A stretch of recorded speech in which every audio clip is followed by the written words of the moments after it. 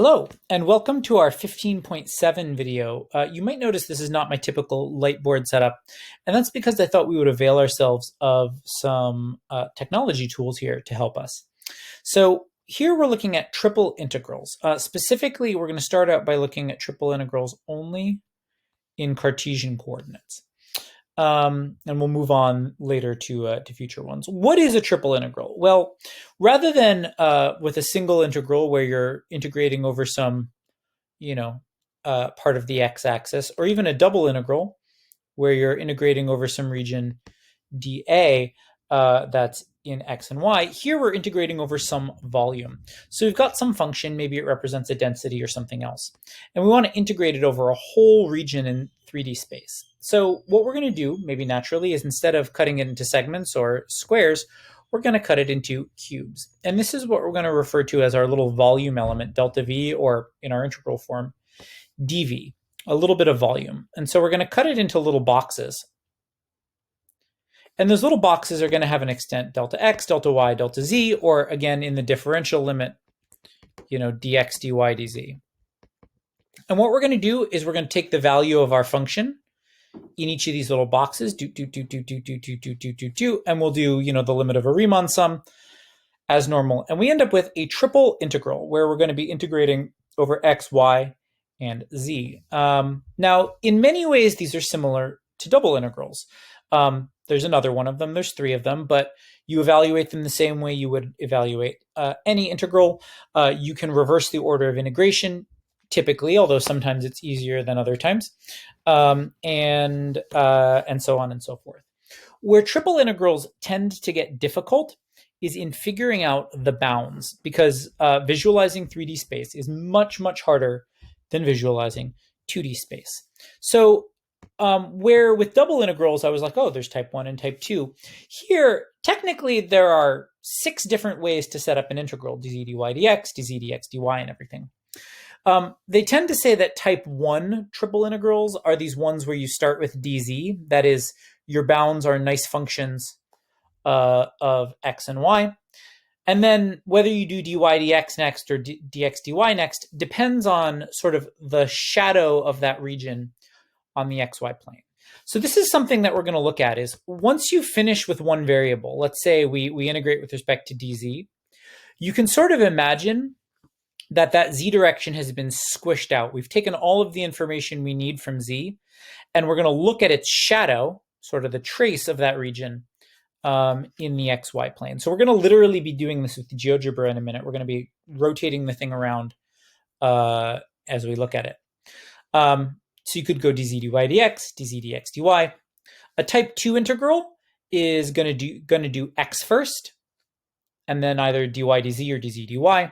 And type 3 is going to be y first. I actually don't have any interest in you remembering what's type 1, type 2, and type 3, because I'm never going to put that on a quiz. I don't think it's that useful or interesting.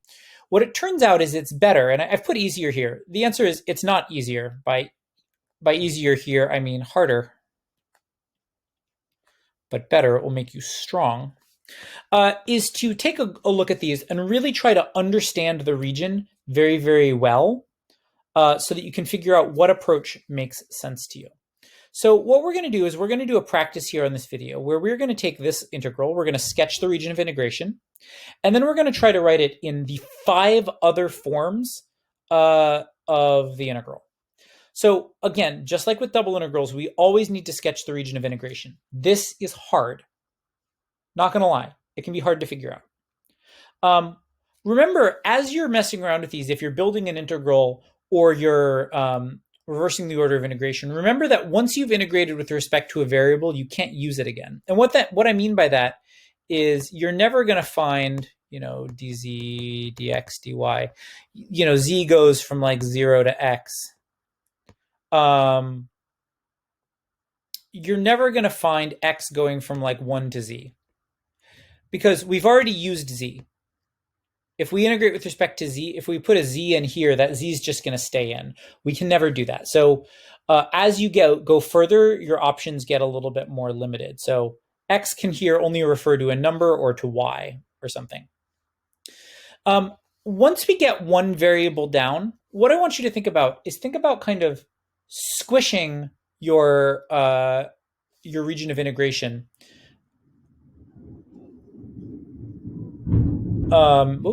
In order to figure out what to do next. And what I mean by that is kind of like this, right? If I do dy first, I'm going to imagine squishing out y and just looking at what the shadow of that region looks like in x and z to finish my integral.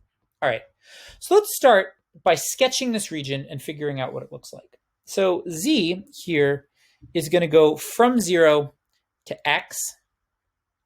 So I'm going to go ahead and I'm going to make my region here fairly big and exaggerate its size a little bit. That's interesting. The x scale is a little different. So goes from 0 to x.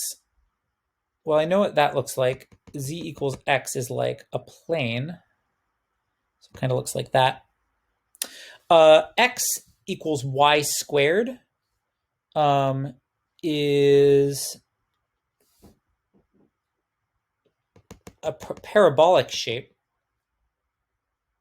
that kind of cuts this way. Draw that a little bit more neatly. And then y just goes from 0 to 1. So what we end up with actually here is a region that looks like this. I'm going to come up one here. It's got a slanted back because it's being cut by the plane z equals x. And it's got sort of a parabolic curve to it here. So this part is curved. Now, it's hard to draw these accurately. This side is flat, and this back side is slanted. So it's hard to draw these perfectly. So what we're actually going to do is let's take a look at Geogebra real quick. Come on. You can do it. There it is. So here I've already mapped out this region. So here we go. You can kind of see it's got that slanted back, a flat side, and that parabolic slice in the middle. So here's our region. It's an interesting little region. So what we want to try to do is we want to try to write this in the other 5 orders of integration. So we'll start with maybe the easiest one, which is dz dy dx. Well, dz is first. I see no reason not to continue to use 0 to x. That's fine. The problem with doing y first now is what are our limits on y? So if I squish out my z-axis, what I end up with in the xy plane, right? What I end up with in the xy plane is I've got this, oops, it goes this way, x equals y squared. And x is going from 0 to y squared, so I'm over on this side. So in the xy plane, my region looks like this. So what y is doing is it's actually going from root x up to 1. And x is going from 0 to 1. Our last bound on a triple integral is always going to be a numerical bound. So let's see if we can make that make sense by just looking at this from above. And here you kind of see there's our region in the xy plane. All right. Let's try another one. Let's try and this is still whatever function f we're integrating. Let's try dy dx dz. All right, if we're looking at our y coordinate, y is bounded on the left by this kind of parabolic curved surface, and on the right by the flat surface, y equals 1. So in this case, we can just go from root x up to 1. And this is what we had before. And so if we look at y, right, y is completely defined by x on the left side and by that plane y equals 1 on the right. Now, if I'm done with y, let's look at my relationship between x and z to finish it up. I end up with a little triangle like this. So if I'm doing x first, I actually go from z to 1 and from 0 to 1. And if I'm going dy dz dx, y goes from root x to 1. Z now goes from 0 to x, and x goes from 0 to 1. Our last two are actually the most complicated. Dx, we'll do dx dy dz. And lastly, dx dz dy. Why is dx first harder? Well, if we look at dx, notice x is bounded on the back by this plane, x equals z. It has to start at that plane, but it doesn't get to always go all the way to 1. It usually only gets to go as far as y squared. So we're in fact going to find that x usually goes from z to y squared. It is in fact hailing right now. In this case, now that we're done with x, we can go look at the relationship between y and z. And what we find in the relationship between y and z is this parabola in here. And the reason we get a parabola is because this edge that we're looking at used to be defined by x and y, but it's actually the intersection of two planes. It's the intersection. If we kind of imagine that here's y and z, that parabola we've got is actually this curve here. And this is defined by the intersection of the plane z equals x and the cylinder x equals y squared.